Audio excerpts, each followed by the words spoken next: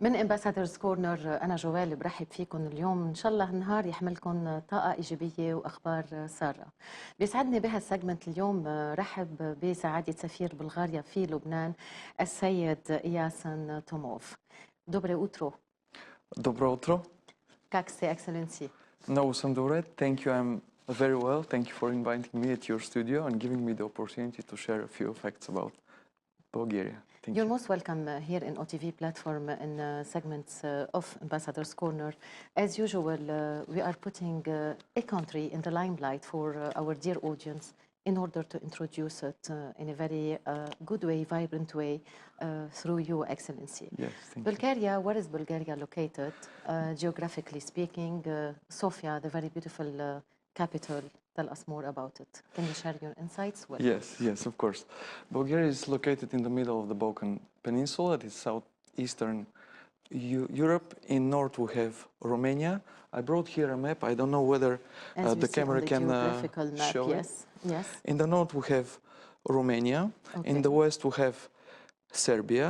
Southwest we have the Republic of Northern Macedonia. In the south we have Greece. Southeast we have Turkey.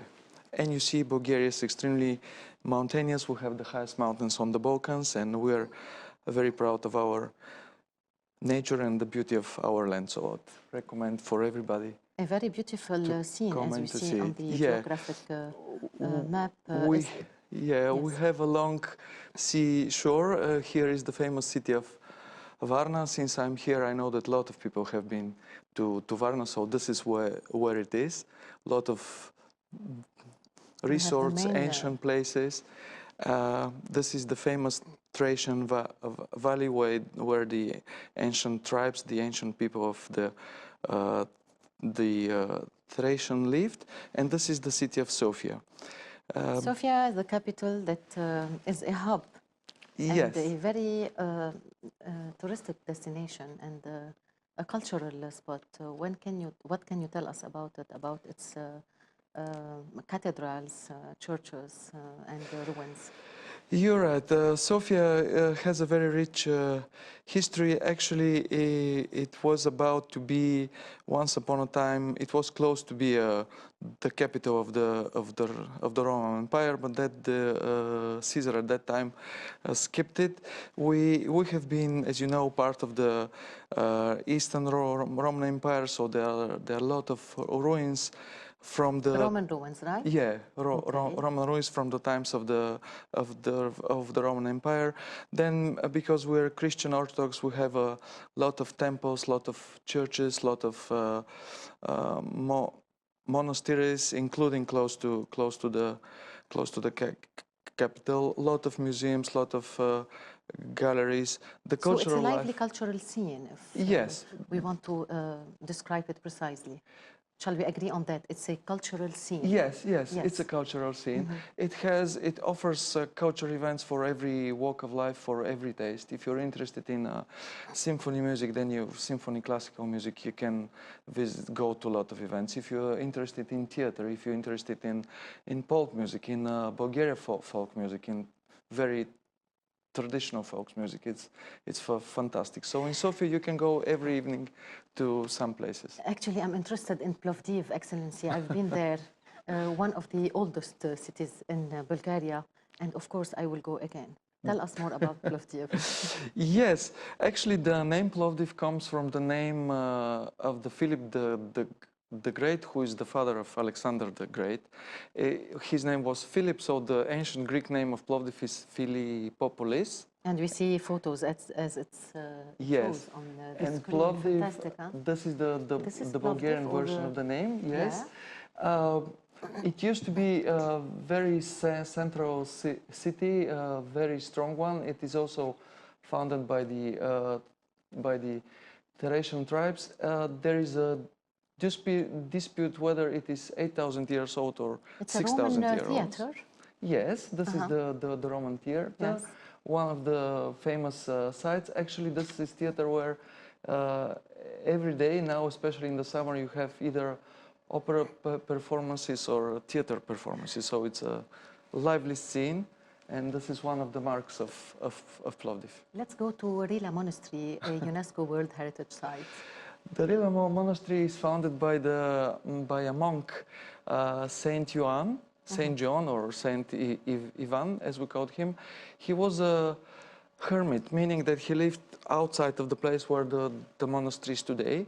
His understanding about the Christian belief was that he has to pray in the nature, in full harmony with the environment and with the world. Yes. And his students were so enthusiastic about the purity of his teaching and his knowledge, his idea how to preach to God, that they've started, after he died, to build this huge temple. It's one of the famous, maybe one of the most famous trademark of Bulgaria.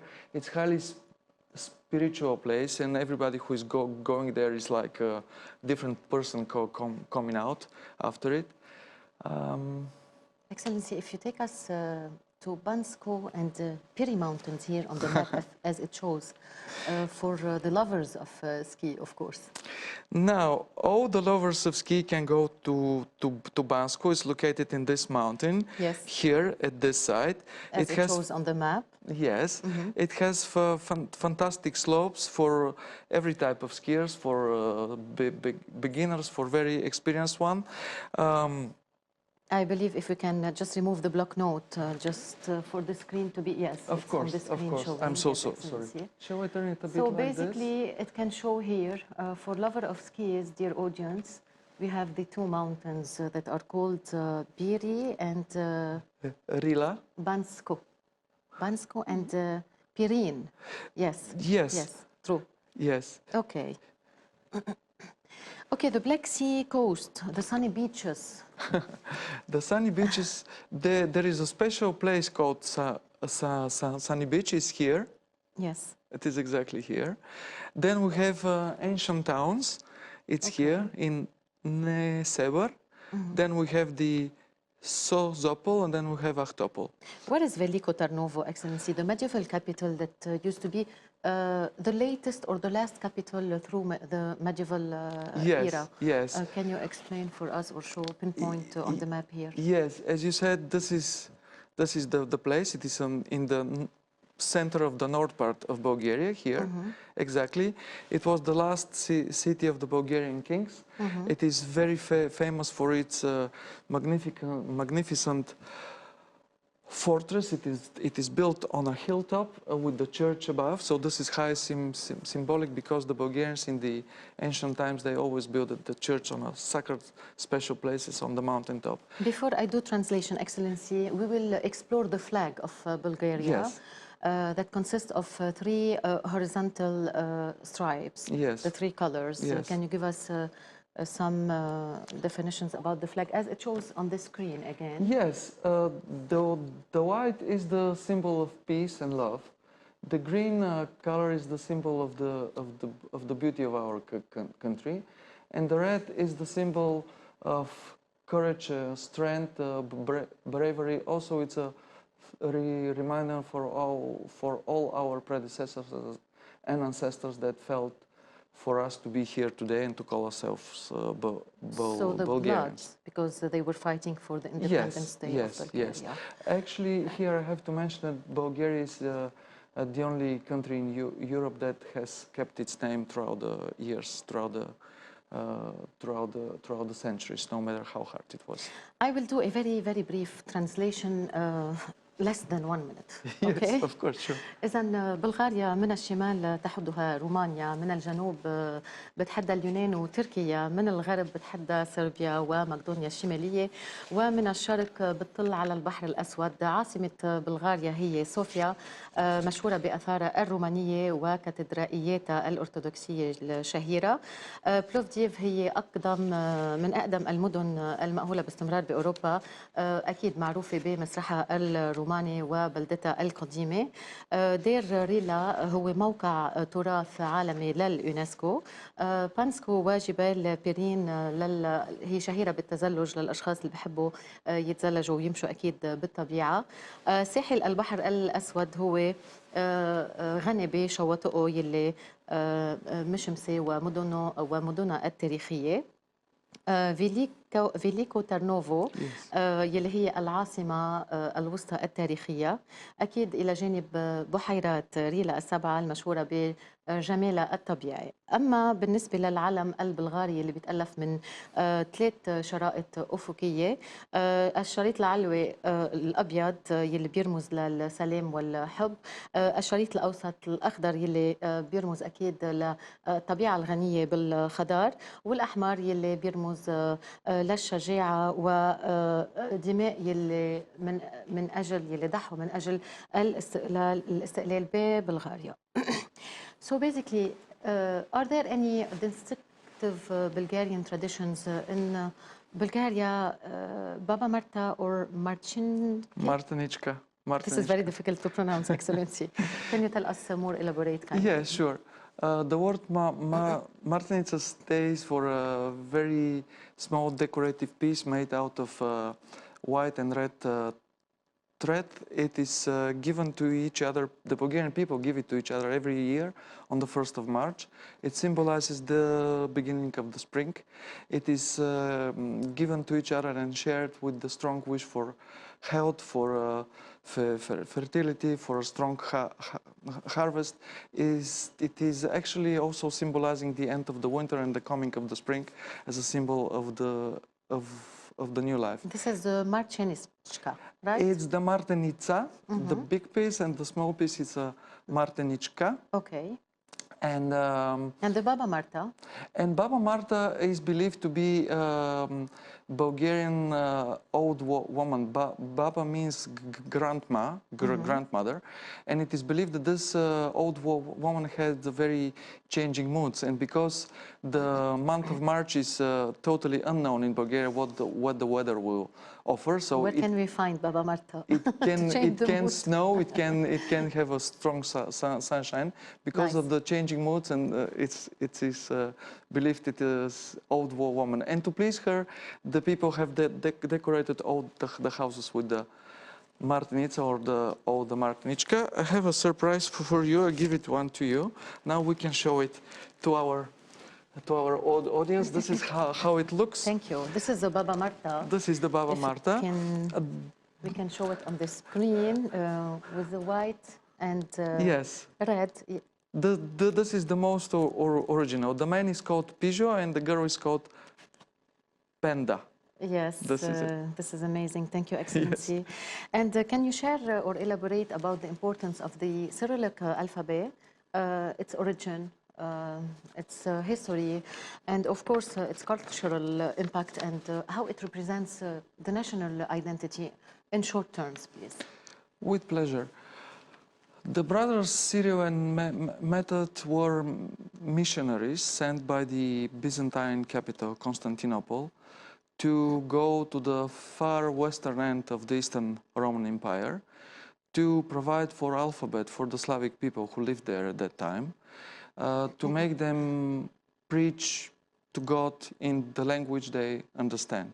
For that they needed an alphabet that they can understand and treat, and this was their mission. Of course, in that time, the competition between the Eastern Roman Empire and the Western Roman Empire was extremely strong. So those brothers were not so much welcomed, and they were chased, and they had to go more and more east.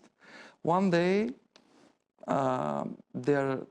their students, 5 of them, find themselves on the Bulgarian border. We're talking about the 9th century? We're talking about the 9th century. This happened exactly in the year 851-52, and at that time the Bulgarian king Boris recognized the alphabet as a very strong tool to unify the Bulgarian people. At that time the Bulgarian state consisted mainly of 2 people, the Slavic people and the Bulgarians. Excuse me, it started to be the spread of education between them? It was the origin of education. It was recognized as the tool to build Bulgarian own education, to provide for the Bulgarian old culture, to preach to God in the Bulgarian language, and this was the basics for starting to write in our own language. Within the 5 minutes left, Excellency, sorry Yes, for I'm sorry. interruption. The day of Slavic alphabet and culture is May 23rd. It is Tell us more May kindly. 24th. 24th, excuse yes. me. Tell us more.